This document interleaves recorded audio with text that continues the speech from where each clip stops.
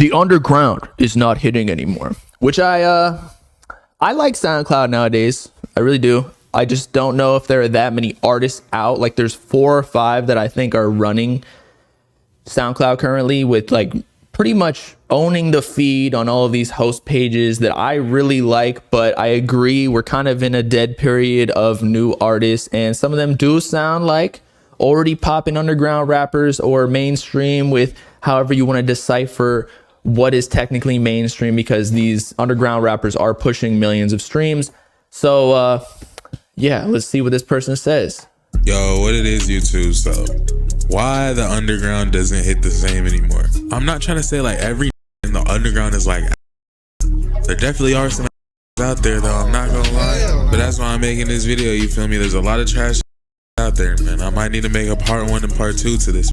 So first on the list we got Tana, bro. And I know what the thumbnail say. He has gotten a lot like more sus with his outfits and whatnot, but the thing is, he's playing the game, because when he posts that, he knows everybody's gonna start like memeing him and clowning him, and the Instagram engagement and Twitter is only going up. So I know these like Lil Skies fan pages or whatever, they start like dick eating in the comments saying like they think that they own you, because they're like, Lil Skies owns you, like why aren't you posting a blah blah blah. It's like, you're only boosting the engagement and therefore doing exactly what they're trying to do, which is kind of like stir up controversy and boost their career up more.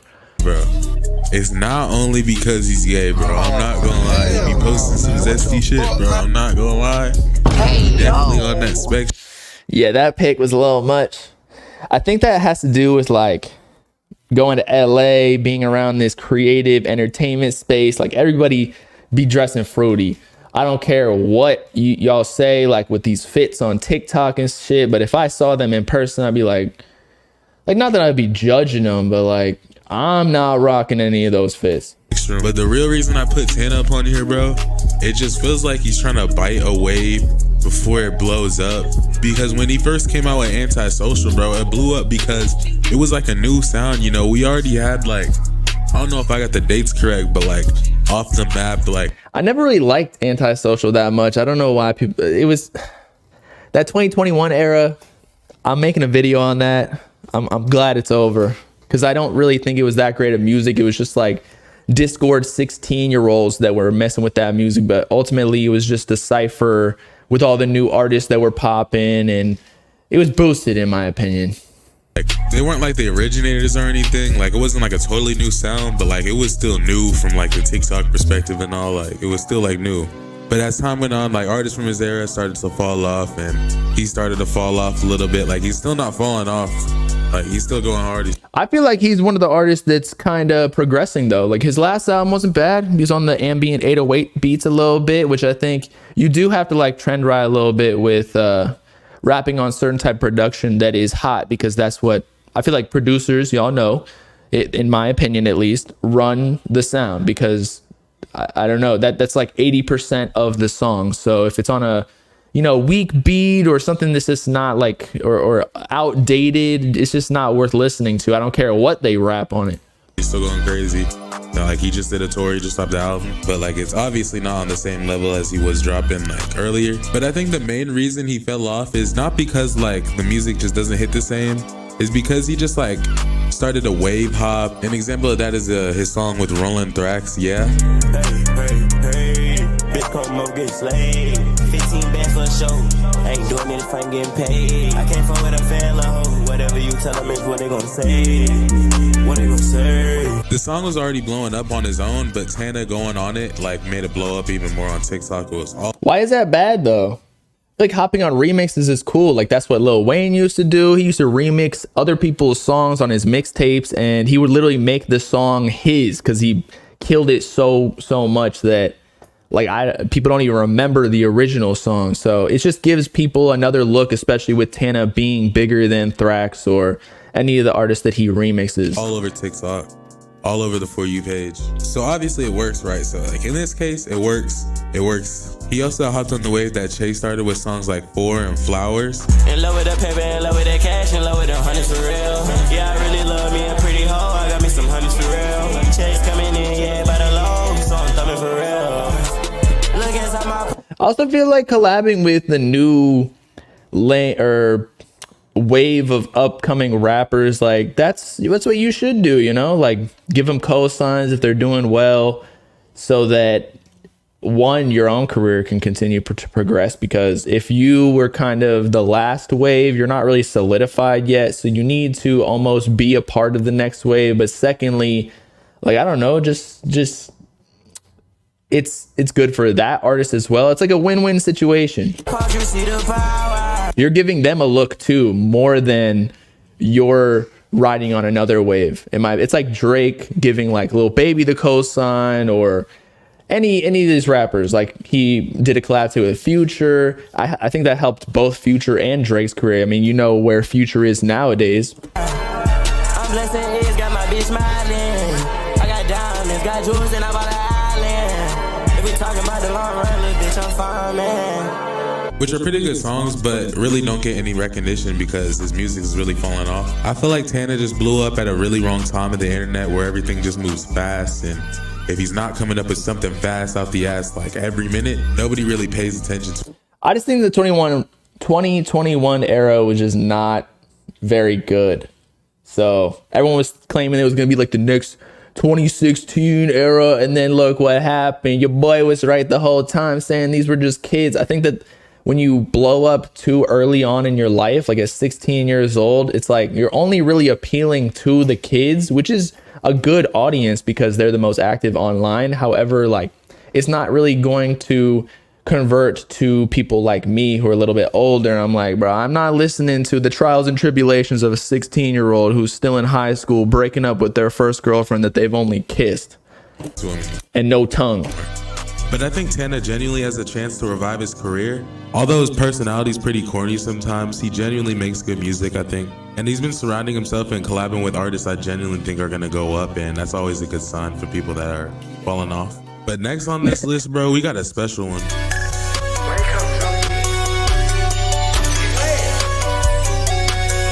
Bro, I need Who's this? to talk about Oh, okay. Mama's son, bro. It feels like just a couple months ago, bro is at like 5,000 monthly listeners now, bro. Just sped run the whole underground. He's all over TikTok, bro. He's everywhere I look on my YouTube, bro. I first found out about Osama's son. I watched a music video way back. It might have been for Troops. It just didn't hit for me at the first time I listened. But then when that album came out, that was hard. A couple months back, I know everyone says this, but I genuinely thought his name was Osa Mason. I remember. Same. I thought it was Osa Mason. Honestly, I feel like that kind of sounds like Freemason. I like that more. One of my first songs being Closed.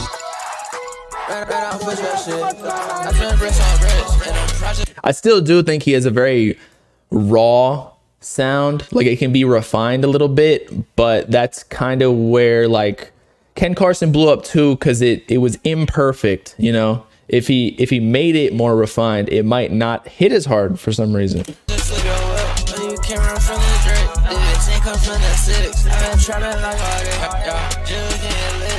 I ended up falling in love with the sound of the beat and everything. Like, I don't know.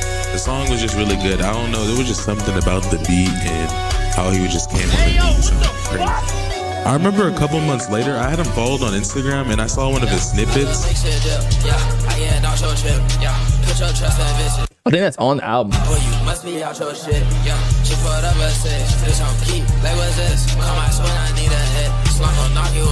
And I just remember everyone going crazy, but the comments were showing love and everything. It was just crazy. And like 2 weeks after I saw the snippet, I was like scrolling on TikTok in the middle of the class or whatever. And I see a motherfucker say, I love Mexican dip with the snippet in the background that obviously says I love making shit dip. And it made like a whole trend. Everyone was saying, I love Mexican dip. That's like the first time I seen him on TikTok. Mexican dip. Nah, you gotta get that Swedish snooze. That shit hit. Really? Then after that, I just started seeing him left and right on there. So a couple weeks ago, he dropped this tape called Osama Season. And I really fucked with it. I think it was actually pretty cool. Like, I think it was really good for his first album. But bro, there's this one song. It sounds like Ken Carson is gonna say. Bro. The song is called Cutter, and obviously, like so obviously takes inspiration from Ken. Especially with the flow. But at the same time, I feel like that's how every SoundCloud rapper starts, because you're like trying to catch a flow. So I don't even know if Ken Carson necessarily created that, because I feel like even Uzi and Cardi, they were on that yeah flow, which then Ken Carson kind of rode with at the beginning of his career. It's just kind of a elementary version of rap, of swag rap at least, before you really start like writing down lyrics and shit. They probably still don't. They punch in, but I don't know if Ken Carson can really take credit for that, is all I'm saying. Okay, even the vocals though, I'll give him that. It sounds like Ken.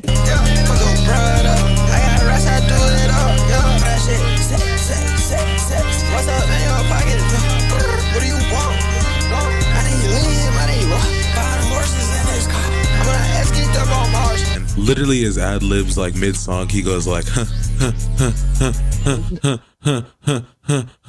Ken looking kind of thick though, I'm not gonna lie. Alright, I don't know why the fuck I just did that, but it's literally just like the Ken song. Hold up, I'm gonna play it.